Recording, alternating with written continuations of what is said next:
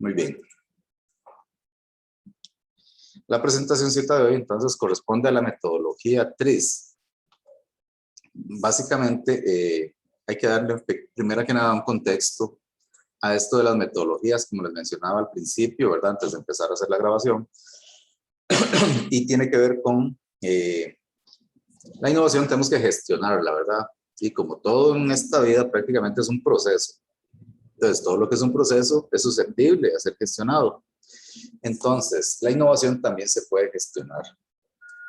¿Cómo? Mediante diversas metodologías, ¿verdad? Que precisamente me permiten a mí utilizar técnicas y diferentes herramientas para, dentro de cada una de las fases del proceso innovador, hacerle frente a ciertas circunstancias que se dan específicamente en cada una de esas fases. A mí me permite, obviamente, afrontar los riesgos que se pueden asociar a esa gestión, y también los procesos de manera apropiada me permite abordarlos para obtener una mejor eficiencia. Entonces, nosotros partimos de la concepción en la innovación de un conjunto de ideas desordenadas hacia una clarificación de una idea sistematizada, por decirlo de esa forma, ¿verdad? Todo sale con pensamientos ahí quizás aleatorios y que se van construyendo y que se van conformando, y la idea de todo este proceso que vamos a desarrollar nosotros a través de estas metodologías es precisamente salir de este nudo que ustedes ven en esta imagen, por ejemplo, hasta llegar a una idea más clara. Entonces esto es como un proceso de filtrado de esas ideas para llegar ahí. Parte de eso es quizás incluso lo que estamos realizando nosotros con el taller Canvas, ¿verdad? El primer desarrollo del diagrama de tendencias, el mapa de tendencias, es precisamente para cualquier duda que pueda surgir respecto a la idea que nosotros tenemos, empezar a refinarla, ¿verdad? Para ver si de verdad ella puede ir cumpliendo con ciertas expectativas, y de lo contrario, pues nos tocará cambiar de idea o hacer otra cosa o lo que tenga que hacer, o ver cómo solucionamos esa parte. Pero esa es como la mecánica de estos tipos de ejercicios. Ok, si volvemos nuevamente a esto del filtro que les hablaba, ¿verdad? Hay diferentes fases en la innovación, desde la selección de ideas, hay que validar esas ideas, que es precisamente ese proceso que estamos realizando nosotros ahorita, porque todo sale de una idea. Después agarramos esa idea y la metemos, por ejemplo, a ese análisis de tendencias y vamos a validar esa idea, a ver si de verdad tiene futuro. La vamos a meter también a otras herramientas por ahí para ver si de verdad ella logra superar esas fases. Y de ser así, entonces vamos a ir a la parte de desarrollo de esa idea, ¿verdad? Que es cuando ya empezamos a construir el caso de negocio, por ejemplo. Y empezamos a desarrollar los prototipos o el producto que queremos mostrar y todo ese tipo de parte. Luego están las pruebas, que es precisamente la validación de nuestro producto. Y luego iremos a la parte de lanzamiento, ¿verdad? Que es la parte de empezar a comercializar eso. Pero todo parte, vean, que de ideas externas, redes o programas, programación de ideación interna, descubrimiento de generación de ideas. Entonces, cualquier tipo de mecanismo que nosotros estamos utilizando acá,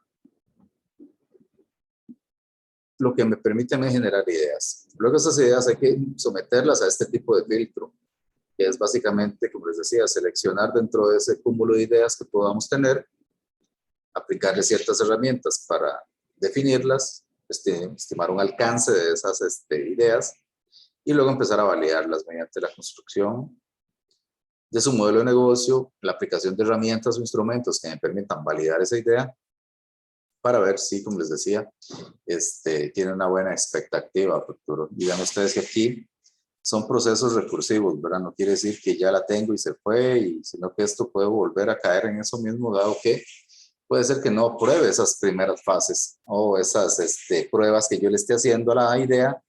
Puede ser que en algún momento requiera volver a meterla a la mesa de trabajo, al banco de trabajo, para aplicarle otras cosas y todo eso, ¿verdad? Entonces, como nos dice acá, es una interacción continua y obviamente mucho con el cliente, con el consumidor y con el usuario, que a fin de cuentas es quien va a consumir ese producto, servicio o lo que tenga que hacer, ¿verdad? Entonces, mucha de esta perspectiva es que nos basemos en esa interacción con el cliente que debemos hacer.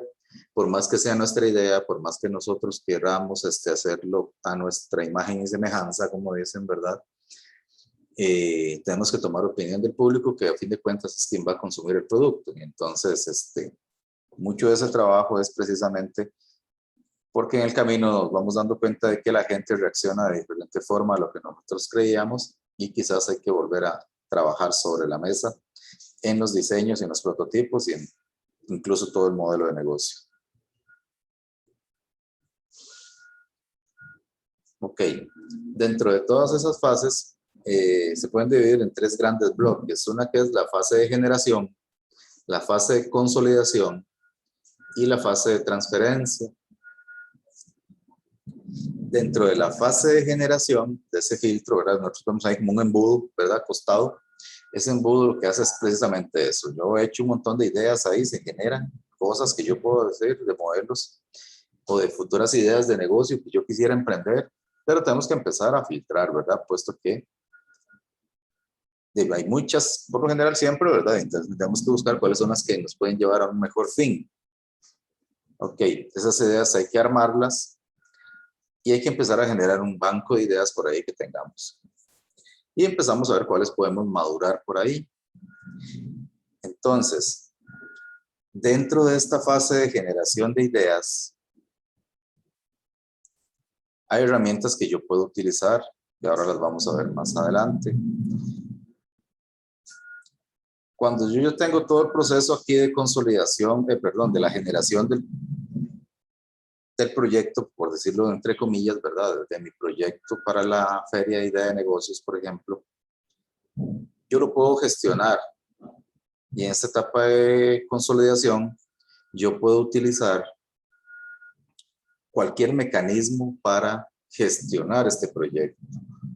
O sea, los proyectos de innovación y la gestión de la innovación no está estrictamente acotada a utilizar siempre metodologías Lean o Kanban o Design Thinking. De hecho, ella permite que usted pueda utilizar cualquiera de estas metodologías que ustedes ven a la izquierda, desde PMBOK, el PMI, para desarrollar cualquier proyecto. Prince2, que es una metodología también muy robusta a la par junto con el PMI. Scrum, para lo que son proyectos rápidos o de programación y ese tipo de cosas que requieren mucha interacción con el cliente en tiempo real prácticamente. Design Thinking, el Canvas, Easy Life, Project Management, Mind Map o Lean Startup. Entonces, vean ustedes que son un montón de metodologías que yo puedo utilizar, como les decía, eso es para que ustedes lo sepan simplemente y puedan tener ahí dentro de su banco, de su toolbox el día de mañana, decir si vamos a trabajar en un proyecto de innovación, cuál de todas esas metodologías les interesaría utilizar. Yo seleccioné, como les digo, para este curso, dado que no puedo enseñar todas, y algunas se están dando incluso en otros cursos, las que más se adaptan o las más populares en este caso. De hecho, la más popular en este caso es el modelo Canvas y Design Thinking, son como las dos más populares. Y el curso se fundamenta en básicamente, digamos, la parte técnica o la parte de taller está fundamentada en el proyecto, el modelo de Canvas, que es la metodología que nosotros estamos utilizando para gestionar precisamente esto, desde la generación de ideas, cómo vamos a hacer nuestro modelo de negocio, hasta ver, ¿verdad?, qué resultados vamos a obtener a futuro de todo eso. Pero sí, obviamente, digamos, tenemos que utilizar alguna.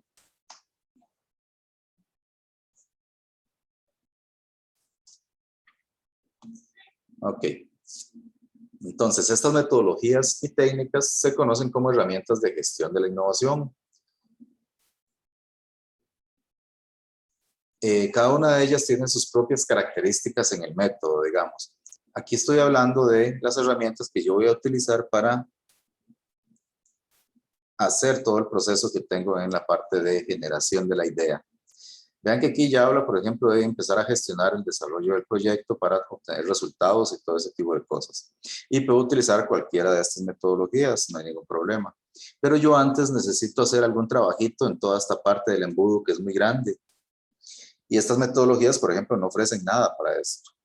Entonces yo puedo utilizar ya sea para la generación de ideas, puesto que puede ser que yo no tenga nada en mente, y luego empezar a filtrar esas ideas. Entonces yo necesito otras herramientas también que van a entrar a funcionar en esta parte. Entonces yo tengo esta metodología que se encarga de gestionar a través de toda la cadena, pero voy a necesitar diferentes herramientas en cada una de estas secciones. Dentro de esas herramientas que menciono están estas que aparecen por acá, y lo que nos van a permitir es que cada una de ellas tiene sus propias características, ¿verdad? Entonces, el método de aplicación de cada una de ellas es muy particular, y en función a sus peculiaridades más distintivas se llevarán a la práctica en distintas fases del proyecto de innovación. Puede ser que unas sean para la fase de generación de ideas, otras me sirvan más para la parte de prototipado, otras me sirvan más para la parte de lanzamiento, etcétera, ¿verdad? Entonces, la idea de todo esto es que conozcamos que existen también herramientas que se pueden utilizar dentro de esas fases de la gestión de la innovación. Algunas de esas que se mencionan son, por ejemplo, técnicas de creatividad, teoría TRIZ, realidad virtual, QFD, FAST, análisis de valor y océanos azules, o el Blue Ocean Strategy. Igual, como son tantas, hay que empezar a buscar algunas que son como las más peculiares y otras que son las más populares, y dependiendo de así las más interesantes, para hacer un poco rico el curso en que ustedes se lleven algo que no conozcan, ¿verdad? Entonces, por ejemplo, se decide enseñarles un poco lo que es la teoría TRIZ. No sé si alguien la ha escuchado antes. Esta es la metodología, por ejemplo, que se va a utilizar para generar ideas. No específicamente en este caso, se les va a enseñar a utilizar la metodología, en el caso de que lo requieran para algún momento, ¿verdad? Otra muy interesante es la de océanos azules. Es también de las más populares a nivel mundial. Sin embargo, es muy, muy robusta, es muy grande. De hecho, es todo un libro. Y entonces, como que la más práctica de ver para este tipo de lecciones, que son un poco, digamos, más rápidas, es la teoría de la metodología TRIZ. QFD, ya ustedes lo han visto en calidad, ¿verdad? Y todo ese tipo de herramientas que utiliza es precisamente para transformar requisitos del cliente en parámetros técnicos y cosas de ese estilo, ¿verdad? Sin embargo, lo que veremos nosotros en esta metodología es prácticamente la teoría del TRIZ. Ok, también yo tengo más herramientas para las diferentes fases, ¿verdad? Dentro de esas fases está también la fase de prototipado, ¿verdad? En la cual yo tengo que construir, hacer, mostrar.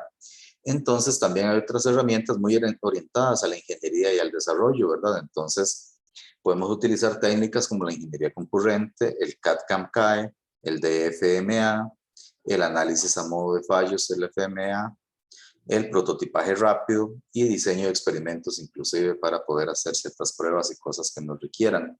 Entonces vean ustedes que no es que exista solamente una metodología, y no es que esa metodología tenga sus propias herramientas, sino que es una metodología que me permita a mí gestionar cualquier proyecto, y dentro de las diferentes etapas o fases de esos proyectos yo voy a tener una infinidad de herramientas que voy a tener que utilizar dependiendo de la particularidad de mi idea para llevarla a cabo y desarrollarla, ¿verdad? Entonces, obviamente, si mi idea tiene que ver con algo tecnológico que tenga que llevar algún tipo de diseño, por ejemplo, yo puedo utilizar cualquiera de estas que están por acá.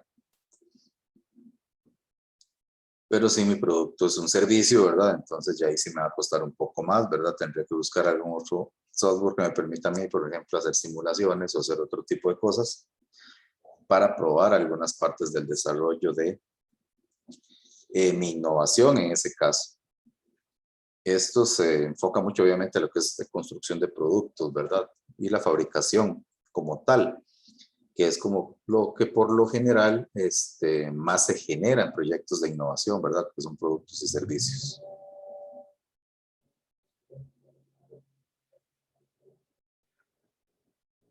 Entonces, hoy en día, para mejorar la rentabilidad de nuevos diseños y productos, se puede contar con dos estrategias muy básicas, que es la innovación de producto y el DFMA, donde DFMA es diseño para manufactura y ensamble. Esta metodología se ve un poco más a fondo cuando lleven automatización de manufactura.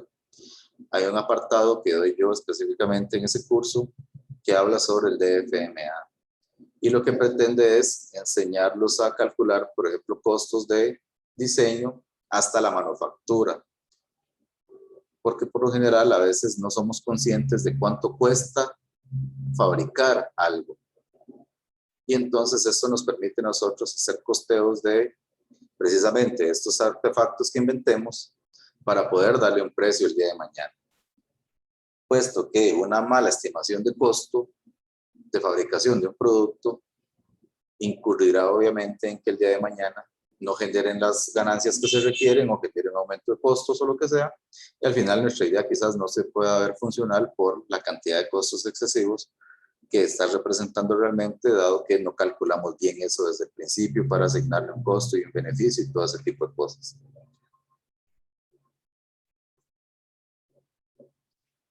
Obviamente nosotros nos vamos a ir por esta rama de la innovación de producto, en este caso, que es empezar desde cero con algo nuevo. Esto se utiliza, el DFMA se utiliza más para mejorar productos que ya existen.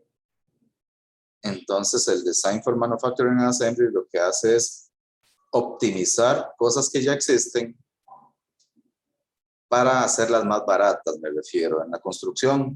Entonces, por ejemplo, un componente que tiene 25 partes, se hacen estudios y análisis para ver cuántas partes se pueden eliminar de ese conjunto que no son estrictamente necesarias para simplificar su diseño, obviamente sin perder las características del fin o del producto que al final tiene que cumplir, ¿verdad? Entonces, por ejemplo, si yo tengo una secadora de pelo que tiene 25 partes diferentes y esa secadora de pelo yo quiero reducirle costos, entonces voy a empezar a hacerle un estudio y un análisis para ver de todas esas 25 partes cuáles se pueden eliminar, cuáles se pueden sustituir, cuáles se pueden convertir en una sola unidad o pieza para evitar procesos y más componentes, porque mientras más componentes tenga yo, va a requerir más tiempo de ensamble y esos tiempos de ensamble se multiplican por la cantidad de unidades que se producen, etcétera, ¿verdad? Entonces, la idea del DFMA es precisamente simplificar los modelos ya existentes. Es como casi como lo hacen los chinos, ¿verdad? Se llevan, hacen cierta ingeniería inversa, entre comillas,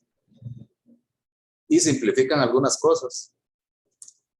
Y eso les permite que bajarle los costos a algo y entonces yo ya tengo la versión que venden por allá y la versión está reducida en costos, que es más económica, obviamente, y puedo producirla más en masa. Pero, digamos, tenemos dos perspectivas, ¿verdad? Desde la innovación, que es inventemos lo nuevo, y la otra que es agarremos lo que está y mejoremoslo. Son dos mecanismos que actualmente tienen las empresas como herramientas para utilizarlas ahí. Si nos vamos por la rama de la innovación, ¿verdad? Que es empezar a generar desde cero. Entonces, sí es la característica particular, ¿verdad? Que puede generar ganancias muy rentables, ¿verdad? Pero son riesgos muy importantes. Y eso es algo particular que tiene la innovación, ¿verdad? Como dicen, yo puedo generar la idea, pero llevar esa idea desde la nada a producirla requiere un alto costo a través del tiempo. Y tiene un alto riesgo, ¿verdad? Que es que puede ser que no genere nada al final, ¿verdad?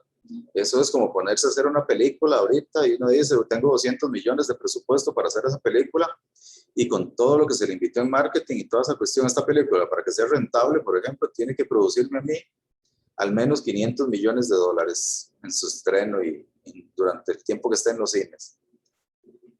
Lo mismo pasa con la innovación, digamos. Se cuenta con un presupuesto que por lo general siempre es muy limitado cuando estamos emprendiendo, ¿verdad?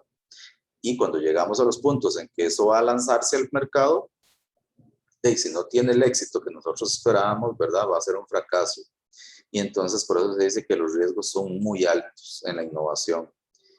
Caso contrario en la parte del DFMA, ¿verdad? Que son pequeños cambios que yo hago sin alterar mucho el producto. El producto viene siendo el mismo fin, es la misma secadora de pelo, porque siempre es algo. La gente sigue viendo el mismo producto, la misma funcionalidad, y yo le reduje ciertas cosas que me permiten a mí generar cambios. Entonces aquí el riesgo es muy bajo y la inversión también es baja. Entonces por eso hay empresas que prefieren invertir en rediseño que invertir en innovación, ¿verdad? Pero eso sí, cuando usted pega la innovación, la pega, como dicen, ¿verdad? Entonces, si usted pega una buena idea, eso le va a levantar mucho también. Como es el riesgo muy alto, también son los beneficios muy grandes. Y entonces hay gente que también apuesta a la innovación. Pero ¿cómo la apuestan? Obviamente no la introducen dentro de sus procesos de una vez, sino que alguien que la pruebe por fuera y cuando ya vemos que tiene potencial, llamémosla y desarrollémosla ahora sí. Porque obviamente ellos no son tontos, ¿verdad? No van a invertir sus recursos a crear cosas que quizás a ellos no les funcione o que porque crean que funcione lo lancen y al final no funciona, ¿verdad? Entonces, casi que están por ahí los cazadores de ideas que están viendo a ver qué hay, que surge en el mercado y en qué podrían invertir ellos.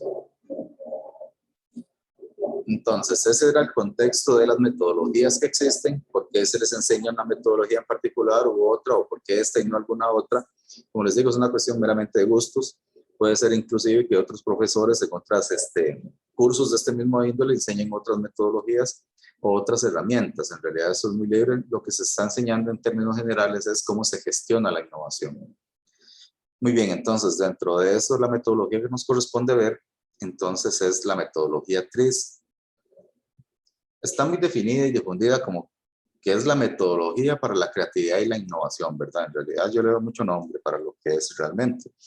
Sin embargo, es una de las más populares. También es una de las un poco más complejas y un poco más, como por decirlo así, áreas de digerir, por ejemplo. Ok.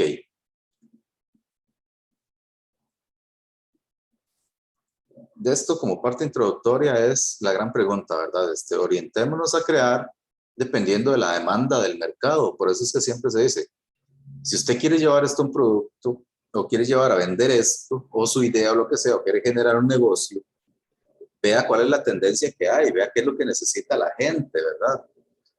Porque si usted lo hace altruistamente, digamos, pensando que esto es un beneficio para la sociedad o que voy a revolucionar el consumo energético o voy a revolucionar la medicina con mi invento o voy a revolucionar o impactar realmente la pobreza en el mundo, cosas de ese tipo, ¿verdad? Cosas son muy altruistas y todo eso y se busca que los enfoques sean en esas áreas específicamente, de hecho.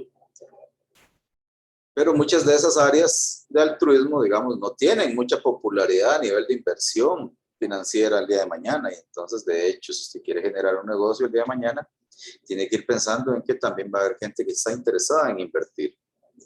Y entonces, esa demanda es la que me permite a mí ver a futuro si de verdad esa idea tiene mercado para venderse. Y entonces los inversores ven una posibilidad en ella de inversión. Y eso es precisamente lo que tenemos que lograr vender también. Entonces, básicamente aquí lo que nos recomienda es que empecemos a pensar de dónde vendrán los productos o servicios que se van a comercializar en los próximos años, ¿verdad? Vean las necesidades actuales y uno diga, hey, yo siento que por ahí se van a empezar a vender las cosas por las necesidades que hay actualmente y todo eso, ¿verdad? Entonces, todos esos productos o servicios van a resultar de la culminación de la realización práctica del proceso de innovación que se les ocurre en este momento a la gente, puesto que aún no existen, ¿verdad? Ahorita quizás no hay un servicio que me permita hacer X o Y cosa, o ahorita no hay una función que me permita hacer tales cosas, o ahorita no tengo la tecnología para hacer ciertas cosas que yo esperaría que se puedan dar a futuro, pero en algún momento se van a tener que llegar a dar dadas las necesidades que tiene la humanidad de ciertas cosas, ¿verdad?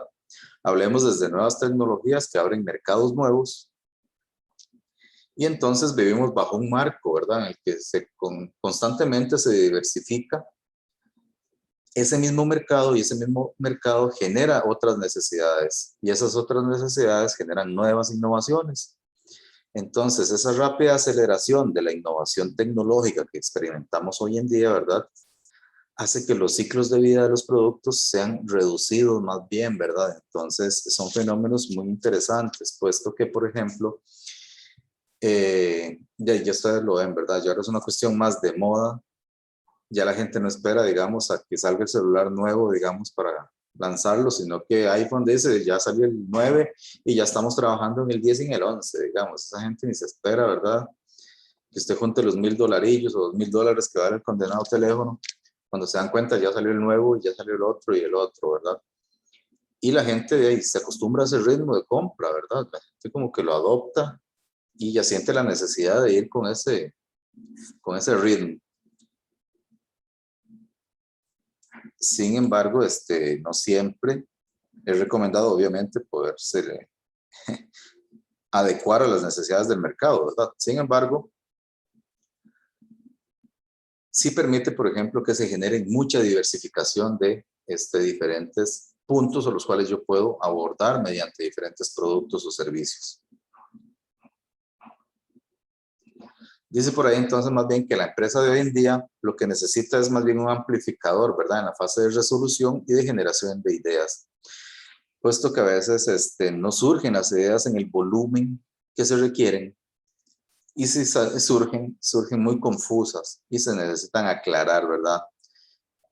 Y se necesita agregar un componente creativo e innovador que sea fiable y que permita ser reproducible a nivel de competencia y a nivel de la vida cotidiana en su actividad para que sea rentable a través del tiempo. Entonces, todo esto es una perspectiva meramente de negocio, que aunque tratemos de darle, como les digo, el contexto de altruismo y de generar proyectos en beneficio de la sociedad o en ciertas áreas muy específicas que son delicadas para las humanidades, por ejemplo, la gente no se ha hecho mucho millonaria con eso, ¿verdad? Hay gente que busca su negocio y simplemente es lo que le interesa. Igual aquí no se va a criticar ni a cuestionar a nadie ni cuál es su fin ni su función, en realidad de lo que quiera hacer con su innovación. Se habla de que existe rentabilidad y satisfacción, que son las claves del éxito, ¿verdad? Entonces, el día de mañana la idea puede ser muy buena, pero necesitamos dos puntos que son claves a futuro, que es la satisfacción del cliente y la rentabilidad para los socios que aportaron plata para llevar a cabo esa idea. Entonces, esos son los dos indicadores a los cuales yo debo apuntar con mi idea a futuro. Impactar precisamente la rentabilidad y la satisfacción. Que precisamente una es consecuencia de la otra, ¿verdad? La misma satisfacción va a hacer que mi producto sea rentable a través del tiempo. Entonces, esa línea o ese grafiquito que ustedes pueden apreciar allá les muestra más o menos cuál es el ciclo de vida a nivel económico de las ideas que se someten a la innovación y todo ese tipo de cosas. Pueden observar por ahí en el grafiquito para explicarlo un poco por acá, ¿verdad? Básicamente, este tiempo de ciclo de acá se llama el ciclo de vida de la innovación. Y vean ustedes que empieza desde que se le ocurre la idea a usted, ya ve la necesidad o ve la oportunidad y dice, voy a inventar tal cosa. Y entonces de ahí empezamos a trabajar hasta tener la percepción de la oportunidad. Vamos a iniciar el proyecto y vean ustedes esta parte de acá. Esta parte de acá incluso está por debajo de esta línea, en donde esta línea de tiempo, y esto es el flujo monetario. Vean ustedes que aquí para adelante todos son flujos positivos y esto que está acá abajo sombreado es un flujo negativo, ¿cierto?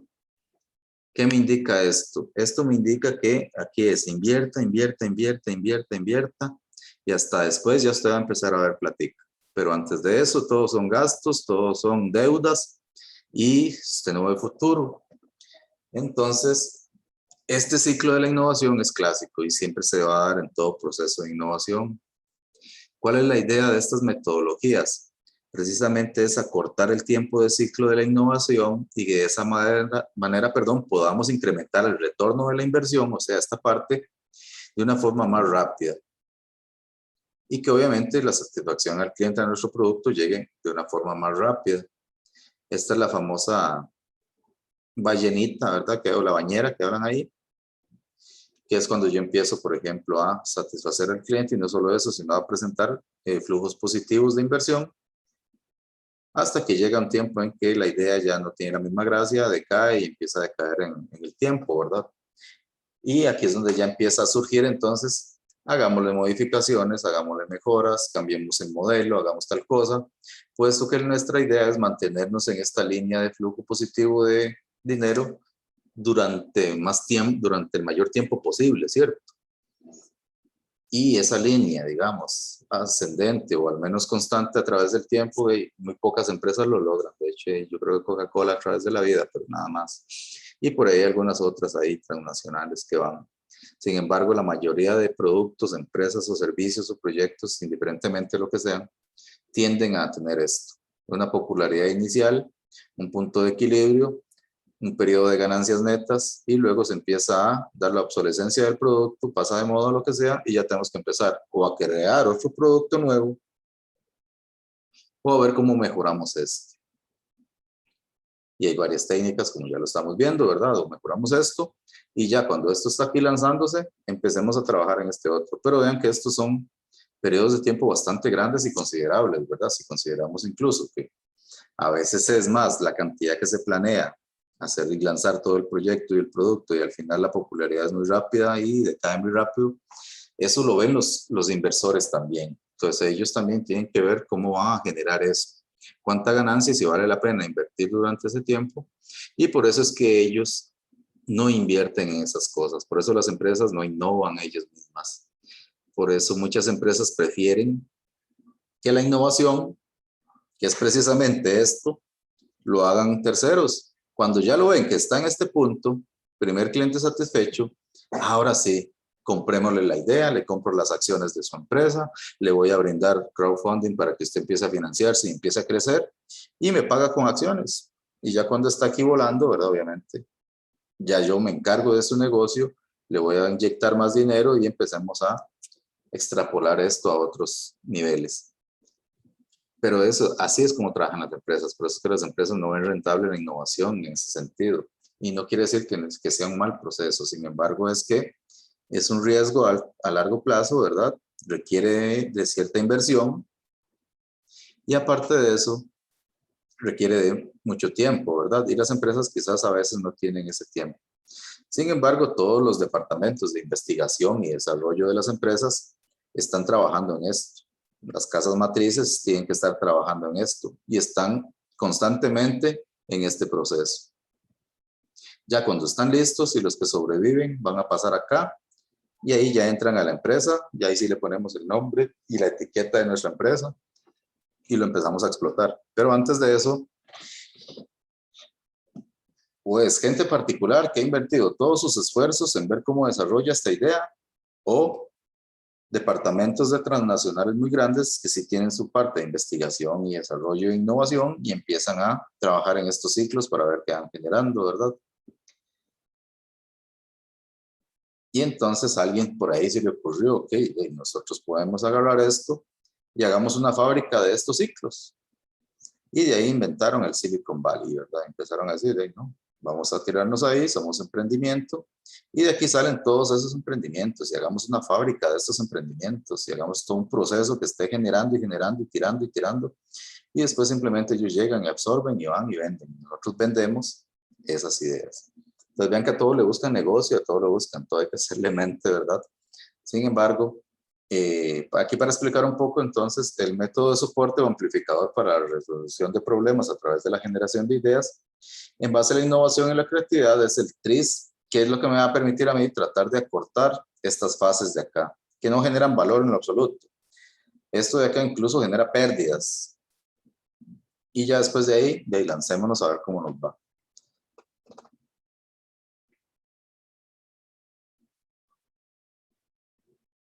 Ok.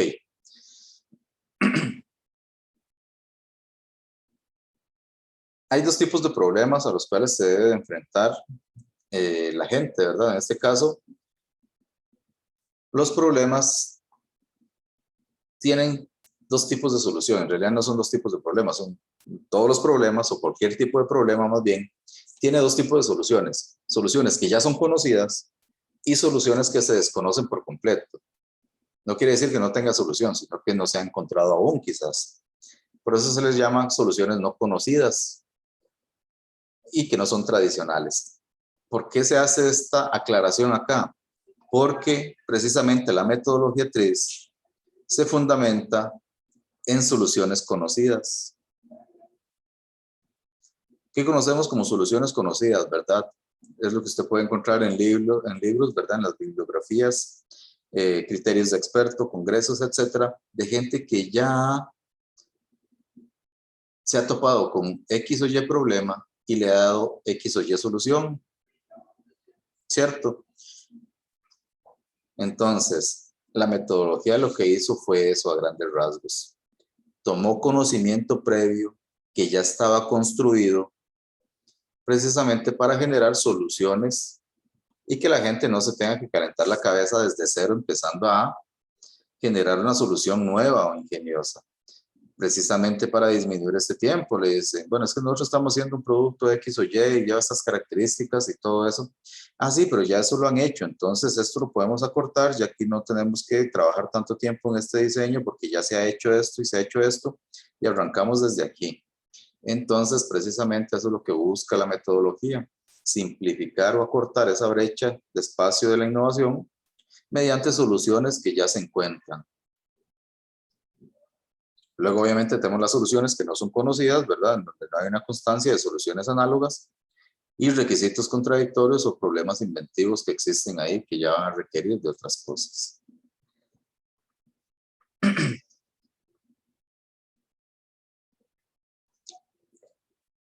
Ok, ¿en qué se basan o en qué se basa esta metodología a grandes rasgos? Básicamente, la metodología lo que me dice es que usted a través de la vida se va a encontrar problemas, ¿cierto? Y los problemas son particulares, un problema muy particular de algo. Sin embargo, la metodología dice, tome su problema, que es particular, elévelo a un nivel análogo que sea conocido, luego vea qué solución se le dio a este problema análogo y genere su solución particular. Entonces tengo mi problema particular, lo elevo a un problema análogo conocido que sea popular, lo traslado para ver cuál es la solución que se le dio a ese problema análogo y trato de generar mi solución particular. A grandes rasgos, este es como el proceso metodológico que lleva a esto. Entonces, tiene su problema particular y hay que asociarlo con algo que ya existe, que se haya tratado, que sea muy similar al problema que usted tiene, ve qué solución se le dio a nivel general a esto y buscar la solución particular. ¿A qué se parece todo eso? Prácticamente eso se parece a una investigación de marco teórico, que es lo que hace todo el mundo, o que todo el mundo, digamos, sabe qué es eso. En las soluciones conocidas puede intervenir la psicología, la creatividad, la prueba del error, la complejidad del problema y nada por el número de áreas de conocimiento involucradas, ¿verdad? Ya eso es algo característico. Un concepto interesante es el de la inercia psicológica.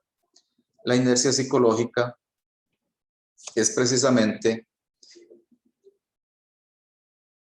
una especie de metodología que uno automáticamente genera en su cerebro para resolver los problemas.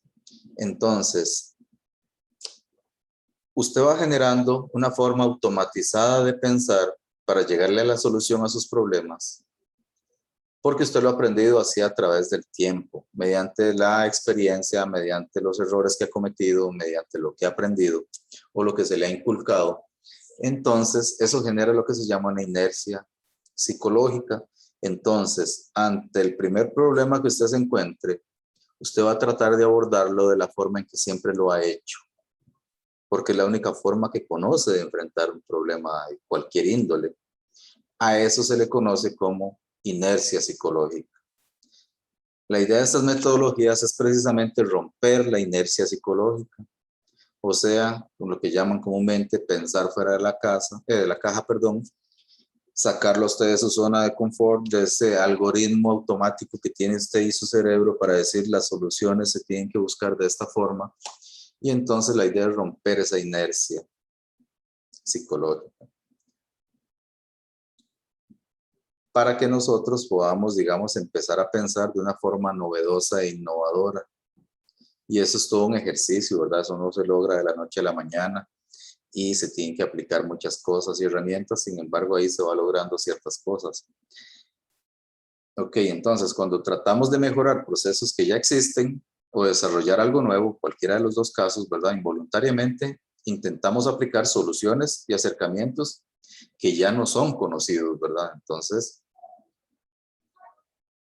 nosotros por lo general ya sabemos qué hacer o más o menos cómo abordamos nuestras situaciones dificultosas siempre, ¿verdad? Ya tenemos nuestro mecanismo de defensa y sabemos que lo vamos a abordar de X o Y forma.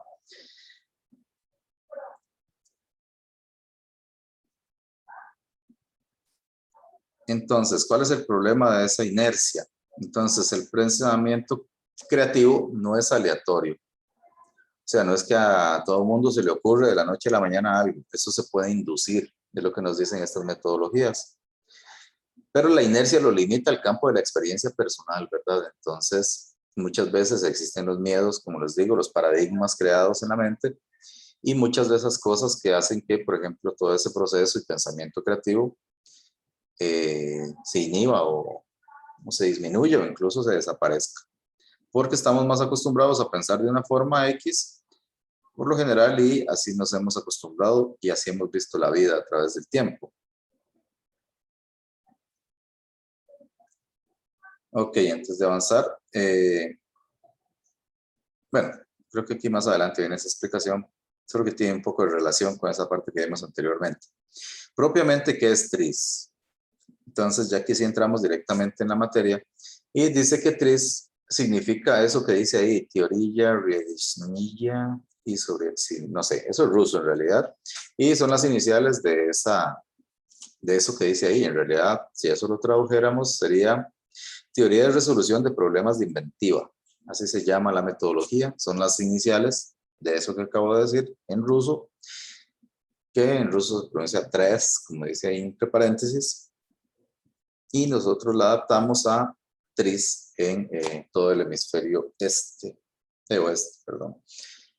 Ok. Y dice que es una metodología basada en el conocimiento, como les decía, es conocimiento ya existente, pero lo vamos a utilizar para afrontar situaciones nuevas, y eso es lo interesante. Entonces, este enfoque prueba, digamos, para resolver problemas técnicos, y se inició desde 1946, vean ustedes, apenas terminó la Guerra Mundial por ahí, y este ingeniero ruso y científico, Henrik R. Schuller, revisó cerca de 200,000 patentes. A él lo mandaron a trabajar a una escuela perdón, a una oficina de patentes, y entonces él, me imagino que era un científico, ¿verdad? De la guerra, de esos que se quedan sin trabajo después de la guerra y lo mandan a trabajar al empleado público ahí, donde sea, y lo mandaron a una oficina de patentes. Y resulta que en la oficina de patentes tuvo que revisar para aprobar o denegar patentes, ¿verdad? Que eso lo tenemos que ver más adelante en los temas, ¿verdad? Cuando yo registro patentes en el registro, para poder darle la patente a alguien, ¿verdad? Tiene que ser algo único, ¿verdad? Novedoso, que no exista antes, entonces por eso es que tienen gente revisando. Y usted para revisar una patente, por ejemplo, científica, necesita un científico que sepa de eso. De hecho, el mismo Einstein estuvo trabajando en una oficina de patentes.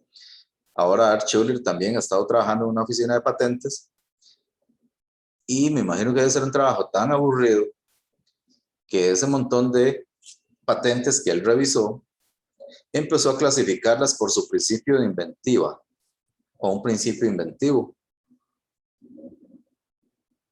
Entonces, a partir de ese estudio que él hizo, Art Schuller o Henrik Art Schuller fue capaz de identificar una serie de pasos necesarios presentes en la mayoría de invenciones que se podrían aplicar a cualquier nueva invención que se intentara cometer. Entonces él empezó a ver, dice, de la verdad, de todo lo que he revisado, vean que son 200,000, ¿verdad?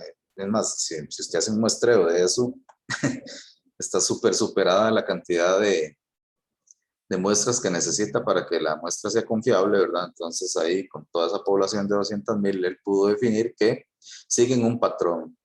Y esos patrones están clasificados de acuerdo a ese principio inventivo. Y entonces él empezó a clasificarles y dice, hey, realmente no sale nada nuevo, ya yo llegué a un límite de n cantidad de principios y todo lo que sale cae dentro de esas categorías, o sea, no sale ninguna otra categoría nueva que yo ya pueda decir, algo nuevo salió y tuve que inventar una categoría nueva para clasificarlo porque no cabe dentro de ninguna de las anteriores. Y precisamente él se dio cuenta que no, que él llegó a un punto en que con N cantidad, que ahorita les decimos cuánto es, se dio cuenta que casi que la mayoría de cosas que se inventan ahorita en estos días caben dentro de esas categorías que se mencionan ahí, o que él diseñó. Pero no solamente él vio eso, cuál categoría le corresponde, sino que él también descubrió que hay un proceso técnico que no es aleatorio tampoco, sino que tiene un patrón y que se rige por ciertas leyes objetivas. Y esas leyes objetivas él las logró clasificar también. Entonces generó principios inventivos y parámetros técnicos. Esos parámetros técnicos son precisamente esas leyes objetivas. Entonces, él logró generar una matriz que relaciona esos parámetros técnicos con los principios inventivos que él encontró. Y entonces, haciendo una relación entre esos cruces, se puede dar cuenta que usted puede utilizar esa matriz para que les recomiende soluciones que ya se han hecho basándose en el principio inventivo y los parámetros técnicos que usted quiera mejorar o desmejorar. Eso de la desmejora ahora les comento en qué consiste, pero esto es para que vayan entendiendo un poco en qué consiste la metodología. Entonces vean ustedes, ¿verdad? Que él empezó a generar a desarrollar un sistema que le permitía, digamos, dar un paso a la evolución técnica mediante la determinación y aplicación de innovaciones. Entonces él dice, agarre el problema, sométalo a este escrutinio, ¿verdad? Y el sistema te va a decir automáticamente, la solución es esta y esta. Pero te la va a dar en términos muy generales. ¿Por qué? Porque él clasificó de forma general los principios inventivos. No te va a decir específicamente, haga esto, hágale lo otro, sino lo que te va a decir es, ok, eso cae en esta categoría y usted puede aplicar este criterio y este otro. Incluso 2, 3, 4, incluso caben todos los criterios que usted quiera. Pero más o menos en eso se fundamenta la idea de él y la metodología como tal. Por eso es que hay que empezar como a cucharaditas, empezar a digerirla, puesto que tiene su dificultad, pero en realidad es más simple de lo que parece. Lo que más cuesta es precisamente aplicarla en la vida real. Y eso es lo que cuesta un poco más y van a ver que ustedes se van a... De hecho, siento que es lo que más los va a incomodar, de hecho, cuando vean, puesto que se fundamenta también en una parte que es muy subjetiva y esa parte es la que lo vuelve, digamos, compleja de analizar, dado que obviamente ustedes tienen que presentar resultados aquí que deben de ser bajo la normativa, digamos, que exige el profesor. Entonces, obviamente no puedo diferir mucho de un pensamiento común para dar una solución. Bueno, ya después vamos a ver más o menos en qué consiste esta restricción de la que estoy hablando en este momento. Ok, entonces, la bendita teoría esta de Tris se define entonces como un proceso sistemático que permite a cualquier técnico desarrollar significativamente sus habilidades de pensamiento crítico y fomentar sus capacidades tanto de inventiva como creativa para la resolución de problemas. Entonces, yo tengo un problema, quiero una solución y tengo muchas barreras para llegar a esa solución. ¿Qué busca la metodología? Hacer que usted no tenga que batallar con estas barreras, sino que vea lo que ya hicieron para poder saltar esa barrera y llegar directamente a una solución. Y eso que permite, obviamente, disminuir todo aquel proceso que hay previo para la adquisición de la idea, madurarla, empezar a ver si eso funcionará o no funcionará, cómo hago para saber si eso sirve o no sirve, etcétera, ¿verdad? Entonces, la metodología lo que propone es generar conocimiento, pero de una forma más convergente que divergente, por decirlo de esta manera.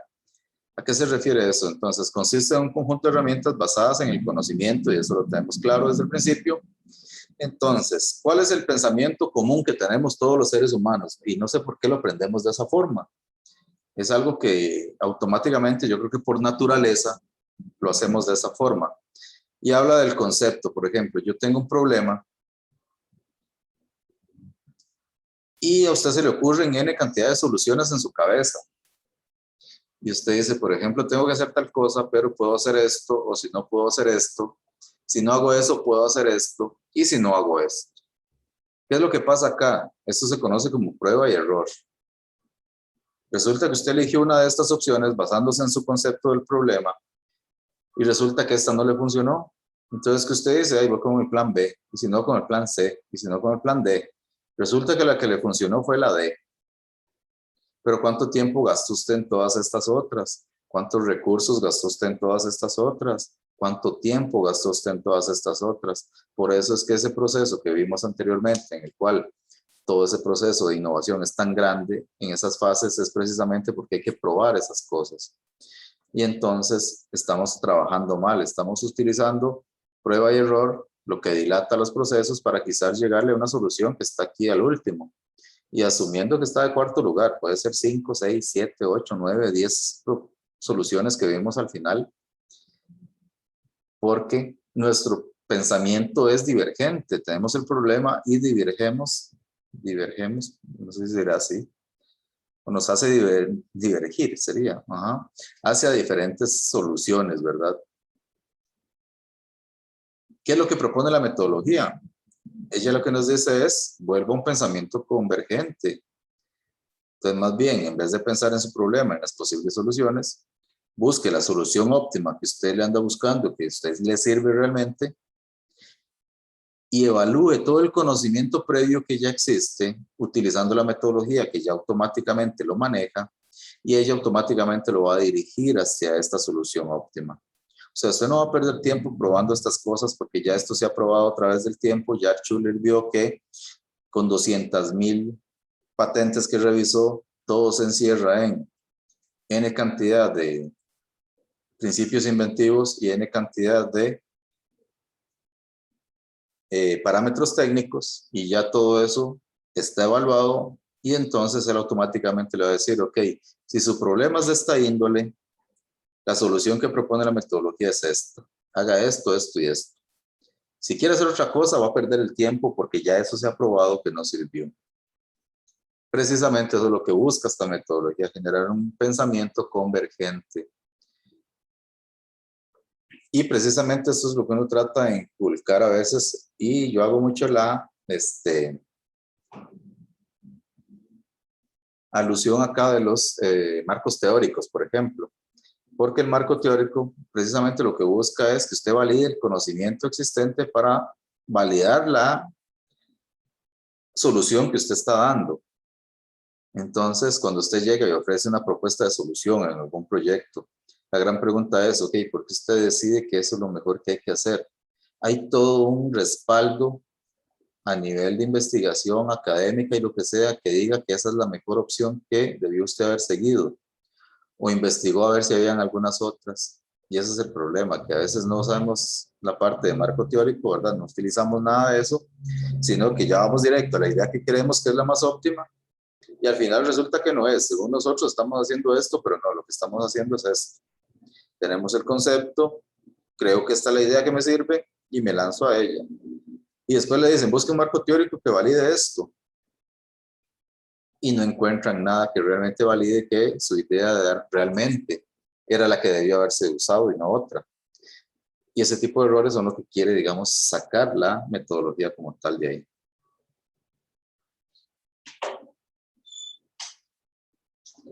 Ok. ¿Qué es un problema inventivo? Que de hecho, dentro de toda la revisión que hizo Art Schuller, ¿verdad? Él se dio cuenta que existen varios problemas inventivos y los empezó a clasificar, ¿verdad? Pero entonces, ¿qué definió él como un problema inventivo, verdad? Un problema inventivo, entonces, es aquel en el cual la solución natural crea otro problema. Y suena irónico, ¿verdad? Pero tiene mucho sentido. ¿Qué quiere decir esto? Quiere decir que entonces, muchas veces nosotros cuando tenemos un problema, tratamos de buscar una solución y nos vamos con lo primero que se nos ocurre. Pero resulta que eso que se nos ocurrió genera otro problema. Tal vez nos resuelve el problema inmediatamente que estamos tratando de resolver, pero resulta que ahora me generó otro problema. ¿Por qué? Porque yo no contemplé que eso llegase a pasar. Si yo me hubiera sentado a contemplar que eso podría pasar, obviamente quizás no lo hubiera hecho y hubiese descartado esa opción que agarré primero. Pero entonces saco otra idea y esa me genera otro problema. Y si busco otra, se me genera otro problema. Y entonces me voy a encontrar en un ciclo ahí infinito de posibilidades que se pueden llegar a dar. Entonces, parte de esta metodología también lo que busca es minimizar eso. Que se elimine el problema inventivo. O sea, que la solución a la cual usted llegue sea la más óptima. Quizás no sea la más bonita, ni la más elegante, ni la más técnica, pero es al menos la más eficiente y que no genera la contradicción, que es precisamente ese problema inventivo, que es tratar de arreglar una cosa y descomponer otra, como dicen, ¿verdad? Entonces, a eso se le conoce como contradicción, porque precisamente yo estoy tratando de buscar una solución y al buscar una solución genero otro problema. Y frecuentemente nos conformamos con una solución de compromiso que no es ideal, ¿verdad? Y eso es, como dicen, apagar el incendio ahí con lo primero que se nos ocurrió, ¿verdad? Por ejemplo, ahí está goteando el fregadero y la solución es amárrele algo ahí, un trapo, lo que sea, por lo menos para que no se oiga el chorro o para que no siga goteando. Pero eso es una solución de compromiso, ¿verdad? Obviamente eso va a generar más problemas a futuro. No va a permitir que usted hace esa parte, por ejemplo, se va a dar feo. Entonces, más bien descompone otro montón de cosas, ¿verdad? Que se ven ahí mal. Por una solución de compromiso no ideal.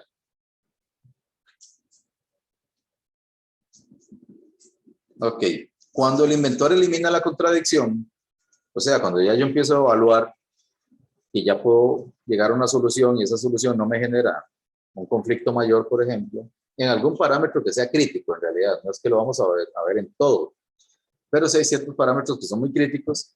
Entonces, cuando se logra eliminar esa contradicción, ya no es necesaria, digamos, la solución de compromiso, ya se busca una solución ideal. A eso se le conoce como solución final ideal.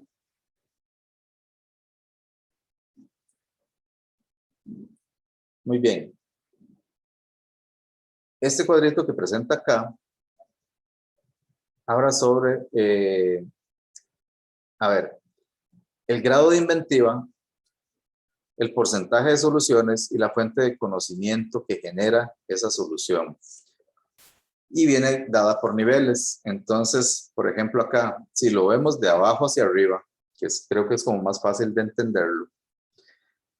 Ok, yo tengo un nivel de inventiva para lo que es descubrimiento.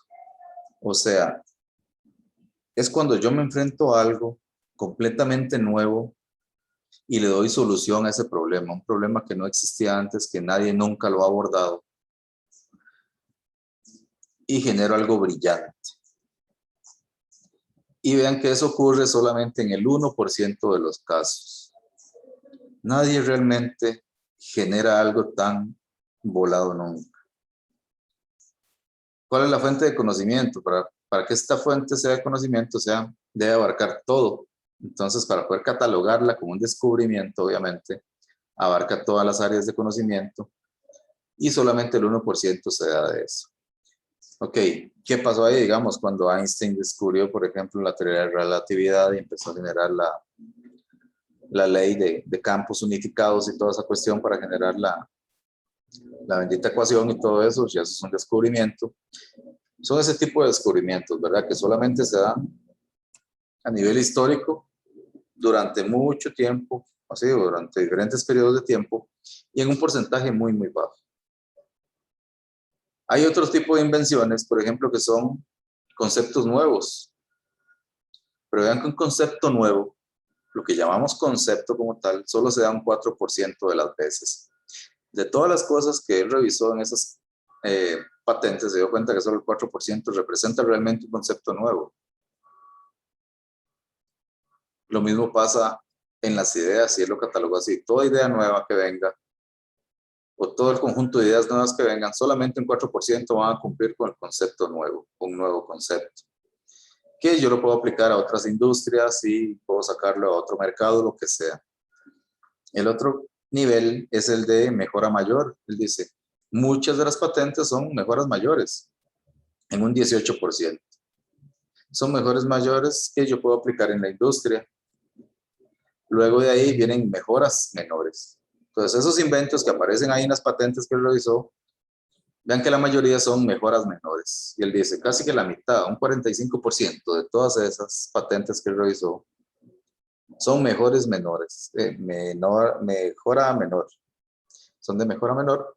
Y esas mejoras menores son aplicadas muy a lo interno de las empresas. Y luego está el más básico de todos, que es la solución clara, que se aplica un 32% y son como a nivel personal. Gente que quiere inventar algo para facilitarse la vida en algún sentido o en otro. Y esta fue como una de las clasificaciones interesantes que salieron ahí, de los niveles del grado de inventiva, por ejemplo. Soluciones claras, solo un 32%, que son como a nivel personal. Mejoras menores, un 45%, que es las que más existen como a nivel de empresa, se aplican internamente en las empresas. Una mejora mayor, que es como para aplicarla en toda la industria, pero de esa solo hay un 18%. Un nuevo concepto que puede ser aplicado en otras industrias, aparte de la que se está actuando actualmente, solo un 4%. Y luego los descubrimientos, ¿verdad? Que se puede aplicar a todo, pero de eso solo hay un 1%. Entonces vean ustedes que son datos interesantes que él obtuvo al hacer todo eso de investigación. ¿Qué quiere decir esto? Básicamente que el 77% de las invenciones registradas representan solo nuevos diseños de niveles 1 y 2. Entonces, si yo sumo estas dos, obviamente me va a dar este 77%. Entonces, en general, todos los ingenieros deben saber inventar en estos dos niveles, porque ahí es donde ustedes van a tener la mayor área de trabajo. Soluciones claras a nivel personal y mejoras menores que son aplicadas a la empresa. Ya de ahí que se les ocurra una genialidad para hacer una mejora mayor que se pueda aplicar en otras industrias, o un nuevo concepto hacia otras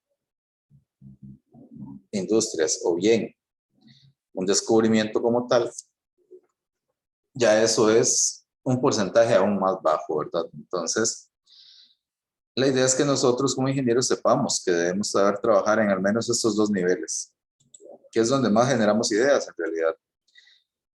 Entonces es aquí donde no se requiere de elegir nuevas tareas o nuevas ideas técnicas, ya que está más que probado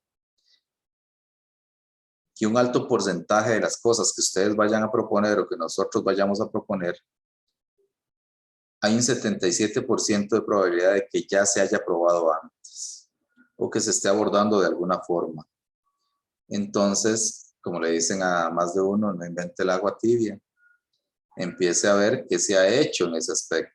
Revise, haga marco teórico, investigue, lea, para que no gaste tiempo, según usted, inventando el agua tibia, como dicen, ¿verdad? Entonces, aquí es donde no se requiere elegir nuevas tareas o nuevas ideas técnicas, sino que agarremos lo que ya existe y empecemos a aplicarlo. Y entonces es suficiente para estos dos niveles el conocimiento y las habilidades que posee cualquier ingeniero para proporcionar soluciones efectivas, ¿verdad? Y esto de acá ya ustedes lo tienen que ver, tiene que ser una genialidad, ¿verdad? Una cuestión así. Y ya aquí vamos disminuyendo en ese tipo de cosas. Pero a nivel probabilístico es más difícil que se den. Ok. Aquí viene una pequeña frase que dice que alguien en algún lugar ya ha resuelto este problema. O uno similar a este. Y la creatividad ahora es encontrar la solución y adaptarla a nuestro problema en particular. Entonces, básicamente lo que nos dice es, ok, cualquier problema que usted se encuentre, usted no es el primero en encontrarse ese problema, no tengo por seguro. Quizás es muy particular por su área o por su industria o por lo que sea. Pero algo parecido ya ha ocurrido en otras áreas, en otras industrias, y ya alguien ha trabajado en eso. Ahora, la creatividad suya es agarrar ese conocimiento que ya se realizó en otras áreas o en otras industrias y extrapolarlo a su situación, llevarlo y tropicalizarlo a su problema en particular. Eso es lo que busca la metodología. Y ahí es donde surgen estas tres premisas de los fundamentos de la metodología TRIZ, que es que los problemas y soluciones se repiten en todas las industrias y ciencias. De manera que la clasificación de las contradicciones de cada problema predice las soluciones creativas al mismo. ¿Qué quiere decir esto? Que de esos parámetros técnicos que él estableció y de esos principios inventivos que él determinó, se repiten ampliamente en esas industrias y en esas ciencias. Y que por lo general generan esas contradicciones. Las contradicciones, recuerden que eran problemas que se dan al tratar de arreglar una cosa. Y la metodología permite más bien predecir cuáles son esos choques que se pueden llegar a dar y de qué forma entonces yo los podría evitar. El siguiente es que los patrones de cualquier evolución técnica se repiten en todas las industrias y las ciencias, ¿verdad? Entonces, indiferentemente de que sea muy particular o que usted considere que es un problema único, difícilmente vas a encontrar un problema único. Puede ser que ya se haya visto en otra ciencia o en otra industria. Entonces, nos pides que abramos la mente en ese sentido. Y habla de que las innovaciones creativas hacen uso de los efectos científicos fuera del campo en el que fueron desarrolladas.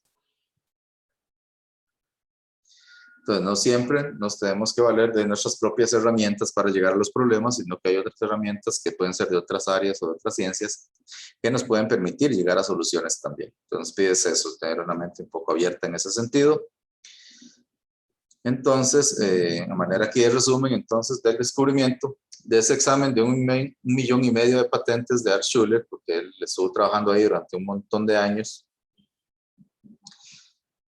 Cuando hizo el estudio llevaba 200,000 patentes, pero él llegó a revisar cerca de 1,5 millones de patentes y descubrió que más del 90% de los problemas ya se habían resuelto antes. Alguien más ya los había resuelto.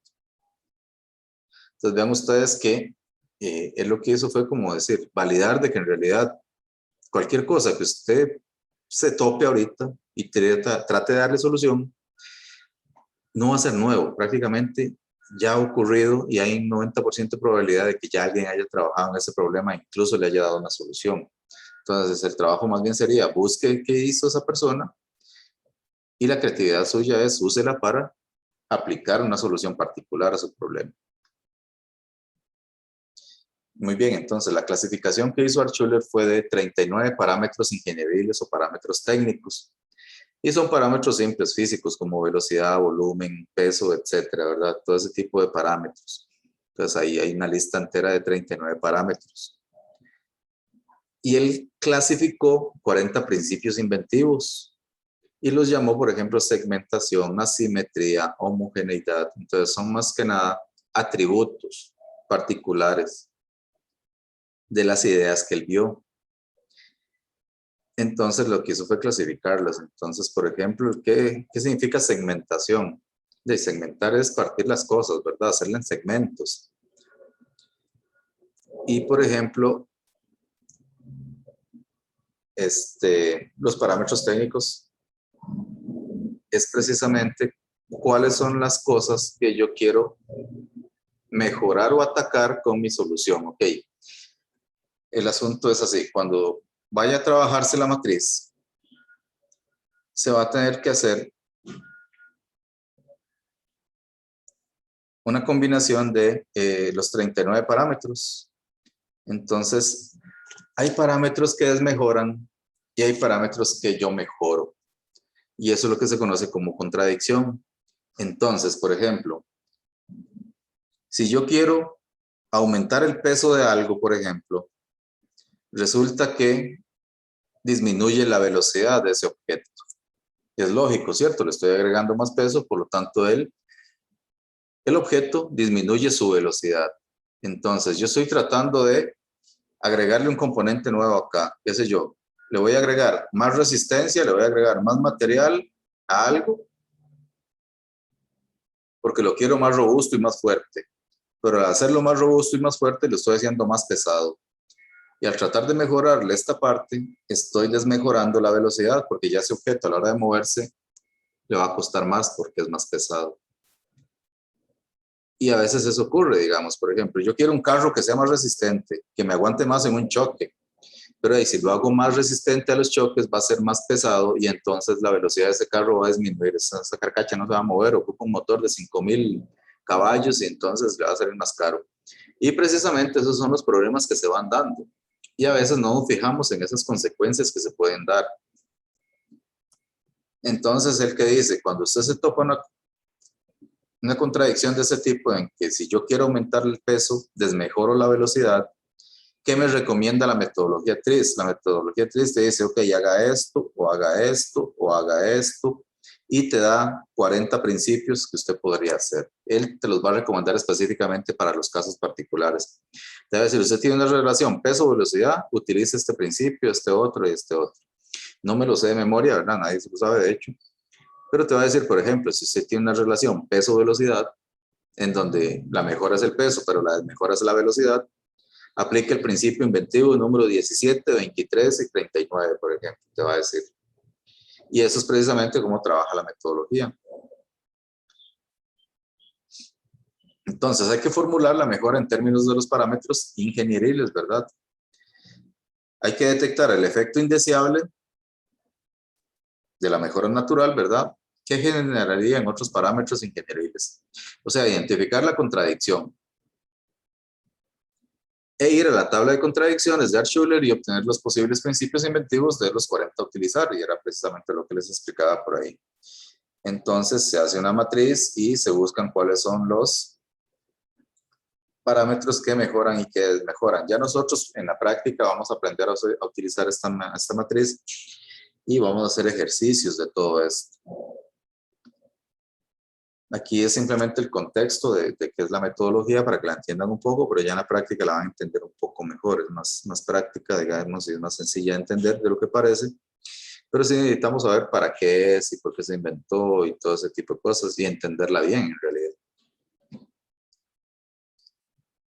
Ok. ¿Por qué se debe utilizar TRIZ? Porque reduce la prueba y el error, ¿verdad? Entonces la metodología TRIZ disminuye la prueba y error de soluciones a los problemas que existen a través de una serie de pasos definidos, ¿verdad? Entonces, ya a mí no me permite andar probando soluciones aleatorias, sino que me dice, no, esto es lo que se recomienda, y entonces su solución debería ir fundamentada en esta recomendación que da la metodología, para que no ande tonteando, porque si no va a generar otros problemas en otras cosas. Fomenta la innovación, ¿verdad? La metodología TRIZ ayuda a superar las barreras de la innovación y de la creatividad. A veces no sabemos cómo entrarle a un problema. Y uno dice, puña, pero ¿qué le hago a esto? Y entonces puede ser que lo podamos someter a la metodología para ver qué nos recomienda la matriz. Trabaja en esta área o en esta otra, o por lo general se hizo esto. Supera la inercia psicológica, ¿verdad? Entonces, basados en los paradigmas que tenemos nosotros como hábitos de resolución de problemas, ¿verdad? Nos obliga a que usemos un pensamiento lateral, a que nos busquemos otra metodología diferente a nuestra forma clásica de pensar para solucionar un problema. Y también orienta a una solución, ¿verdad? Que aparte que dirige la búsqueda de la solución, también te da una pista al menos de cuál debería ser la idea y en dónde debería enfocar usted la solución de esa idea.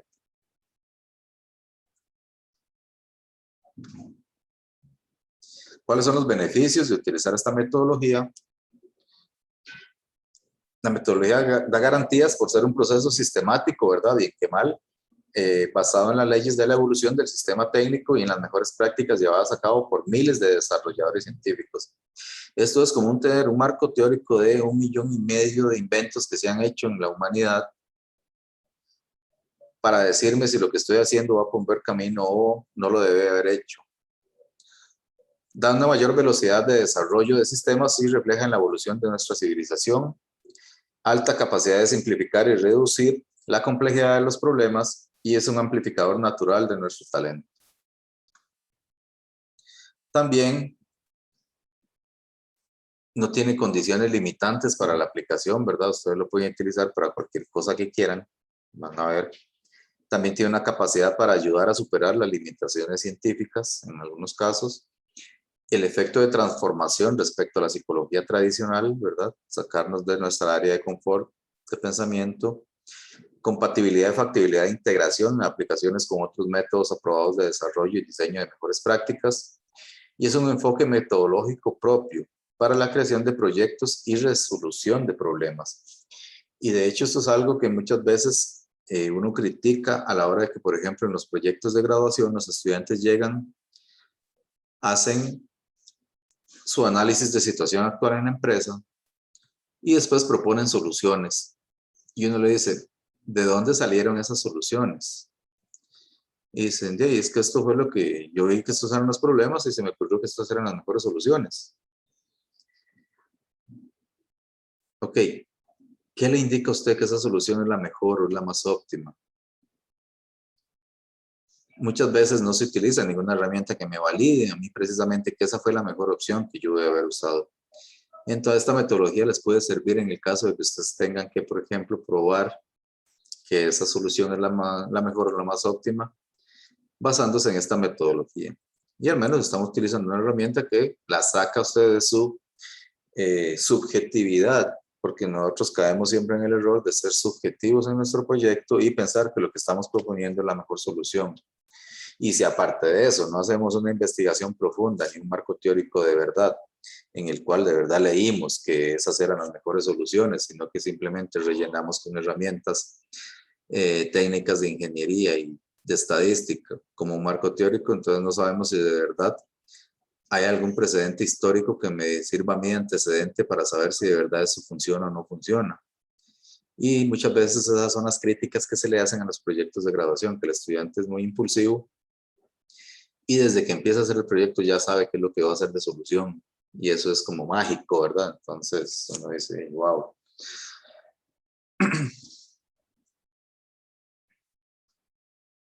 Muy bien, entonces, ¿cómo se aplica la metodología? Ya vamos casi a terminar para que descansemos y se tomen un café. Y de hecho ya vamos a terminar toda la lección, en realidad. De esto prácticamente solo quedaría hablar un poco sobre lo que queda del taller.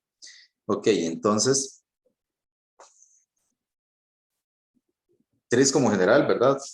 Para explicarles acá de forma rápida es tener nuestro problema, llevarlo a un problema general, llevarlo a una solución general y trasladarlo a una solución particular. Aquí nos explica todo el proceso, ¿verdad? Pero a grandes rasgos y para hacerlo simple, es algo como esto, ¿verdad? Es un ejemplo muy simple en el cual yo tengo un problema específico que es resolver esto, ¿verdad? Una ecuación cuadrática y ya existe una fórmula general que me permite a mí resolver ese tipo de problema, ¿cierto? Que es esta que yo tengo por acá. Entonces él dice, hey, no, ya existe una solución, aplique su variable dentro de esa solución genérica, ve a ver cuál es la solución que le da y aplíquela a su problema en específico, digamos. Esto es como una representación matemática de esta mecánica. Pero lo que nos dice es, esto se puede aplicar a cualquier cosa. Usted agarre su problema particular, por ejemplo, ahorita que cualquier problema que usted pueda tener, qué sé yo, estoy teniendo problemas porque se me está cayendo una tapa del carro siempre. Entonces, del aro del carro. Y entonces, usted tiene que ver qué problemas ha habido similares para la sujeción de ese tipo de componente. Y entonces usted dice, por ejemplo, cuando yo voy rodando se me zafa la llanta. Entonces yo tengo un principio inventivo que es velocidad de un objeto en movimiento, por ejemplo. ¿Y cuál es el problema? El problema es que cuando yo aumento la velocidad sale volando la tapa, ¿verdad? Entonces, el parámetro que mejora o que yo quiero mejorar es la sujeción del artículo o del objeto estático. Y el parámetro que desmejora es la velocidad. Porque en el momento que yo aumente velocidad, sale volando la tapa. Entonces, ¿cuáles propuestas de soluciones da la metodología? Dice, ok, utilice este y este otro principio inventivo. Y entonces ya usted lo particularizará. Entonces dice, utilice un agente externo, por ejemplo. Van a ver que son cosas hasta ridículas, que parecen así. Utilice un agente externo. ¿Qué es ese agente externo? Agarre una condenada gasa plástica y amarre la tapa y ya con eso no le sale volando. Eso es algo muy lógico. Pero yo esto lo puedo hacer de prueba y error, ¿verdad? Porque es un problema muy simple. Entonces yo lo amarro y le digo, ay, ya lo probé, lo amarré, pero resulta que la gasa plástica no tengo, voy a amarrarlo con otra cosa. Entonces lo amarró con tal cosa, estás brincando de acá a acá. Sin embargo, esto lo que te va a recomendar es la misma solución quizás a la que usted llegó a pensar en un principio, pero bajo un método que está validado, por decirlo de esa forma. Y precisamente es lo que se busca, que ustedes rompan la parte primero de paradigma, después validen el conocimiento que están utilizando para brindar soluciones y después se garanticen de que esta solución no va a generar otro problema. Porque resulta que ahora yo metí la tapa y la amarré con la gasa plástica, que fue lo que se me ocurrió, pero resulta que la amarré mal, la amarré directamente donde está el caliper de la fibra y entonces ahora se calienta, que es un horno, ¿verdad? Cuando yo freno y se me va a estar derritiendo la condenada gasa plástica y se me va a salir volando la tapa otra vez, ¿verdad? Cosas de ese tipo. Entonces me genera otro problema, incluso me desgasta ahí la fibra, no sé, cosas de ese tipo. Pero la idea es que nosotros empecemos a probar el mecanismo como tal. Como les digo, a veces es muy obvia, a veces la solución no la ve tan obvia que uno dice, hey, pues hacer esto en realidad. Pero ahí tenemos que aplicar la solución bajo la metodología, dar toda esta vuelta, porque si lo hacemos por prueba de error, hay problemas que son muy simples, pero hay problemas que sí son muy complejos y que ya la prueba de error nos llevaría más tiempo que venir a dar esta vuelta por aquí. Básicamente eso es como lo que busca la metodología de facilitarnos a nosotros esa investigación. Ok, de los niveles que habíamos visto, ¿verdad? A la hora de nosotros proponer soluciones, por decirlo de esta forma, pueden ser caracterizados por el número de prueba y error realizados por la ingeniería mientras se buscaba una solución. Entonces, vean ustedes que para validar una idea de nivel 1, por ejemplo, se dice que se hizo prueba y error al menos de 1 a 10 veces.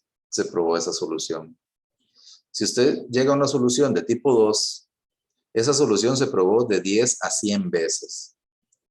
Entonces, es como si usted hubiera hecho prueba y error 100 veces. Si logra llegar a una solución de nivel 2 usando la metodología, se ahorra esas 100 pruebas y errores. Y ahí vamos subiendo el nivel, ¿verdad? Obviamente, imagínense, por ejemplo, que para una idea de nivel 4 es como si yo hubiese hecho prueba y error hasta 10,000 veces. ¿Quién tiene tiempo? ¿Quién tiene plata? ¿Quién tiene recursos para hacer prueba y error 10,000 veces? Ni con tu ex, como dicen, ¿verdad? Entonces, ahí ya no hay tiempo de nada de eso. Ya ahí utilice la metodología para economizarnos toda esa cantidad de recursos que hay por ahí, ¿verdad?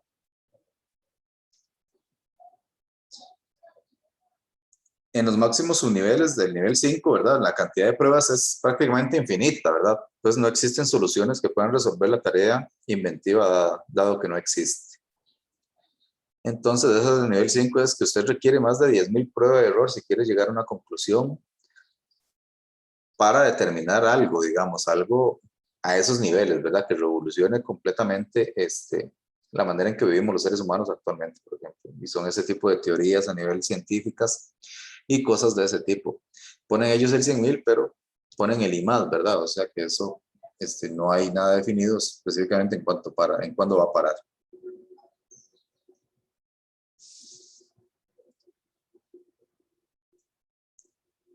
Ok, algunas de las herramientas para la resolución de problemas está el resultado final ideal, que eso es cuando yo ya no tengo más contradicciones en la solución que yo estoy aplicando. A eso se le conoce como resultado final ideal.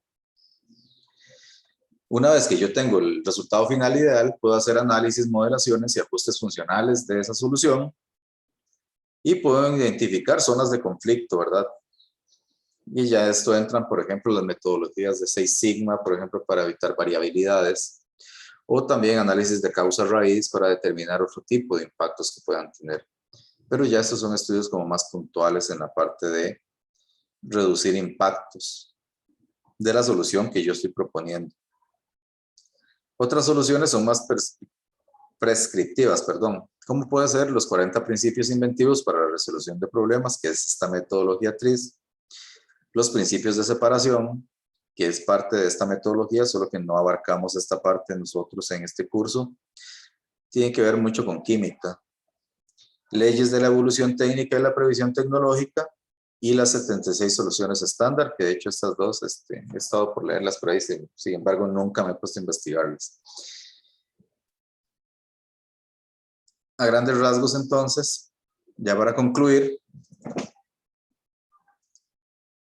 las contradicciones técnicas que ustedes se van a poder encontrar por ahí, hay de varias categorías. Hay contradicciones técnicas y contradicciones físicas. Las contradicciones técnicas son las que se consideran contradicción a la clásica ingeniería del trade-off. Por ejemplo, que el estado deseado no puede ser alcanzado porque alguna otra cosa en el sistema lo impide. Esto es, mientras alguna cosa se mejora en el sistema, otra se empeora. Esa es la clásica contradicción técnica. Entonces, por ejemplo, yo quiero, digamos, aumentarle la velocidad a una máquina para que produzca más piezas. Pero resulta que al aumentarle la velocidad me produce mayor scrap. Entonces, ya ahí yo tengo la contradicción. ¿Qué solución me recomienda la metodología? Ahí tendrían que buscar cuál es la que ella recomienda. El ejemplo que dan ellos de una contradicción técnica es, por ejemplo, el ancho de banda en un sistema de comunicación. Por ejemplo, si se aumenta el ancho de banda, la velocidad va bien. Pero ¿qué pasa? Requiere mayor alimentación de energía y eso es malo. Entonces, si yo soy un proveedor de energía de este tipo, o más bien de comunicación, puedo servir o puedo dar un mayor servicio aumentando el nivel de ancho de banda. Pero eso me va a requerir a mí tener transformadores más fuertes para poder alimentar las baterías que alimentan las antenas, etcétera. Y eso me va a consumir a mí mayor energía. Y eso es malo para mi compañía. ¿Por qué? Porque me va a obligar a tener que aumentar costos y esos costos aumentan el precio de venta al final. Y si yo aumento el precio de venta al final, puedo tener mucha banda ancha, pero se me están yendo los clientes porque está muy caro. Y cosas de ese tipo, ¿verdad? Entonces, al tratar de arreglar una cosa, estoy descomponiendo otra. Y eso es lo que no se quiere.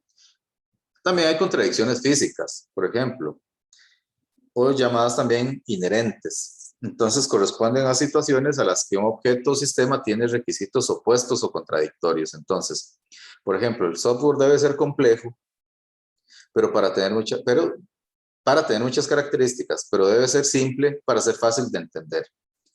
Entonces, por ejemplo, yo quiero un software que sea muy completo, que tenga un montón de cosas, pero que sea simple y fácil de entender. O sea, eso es muy contradictorio, ¿verdad?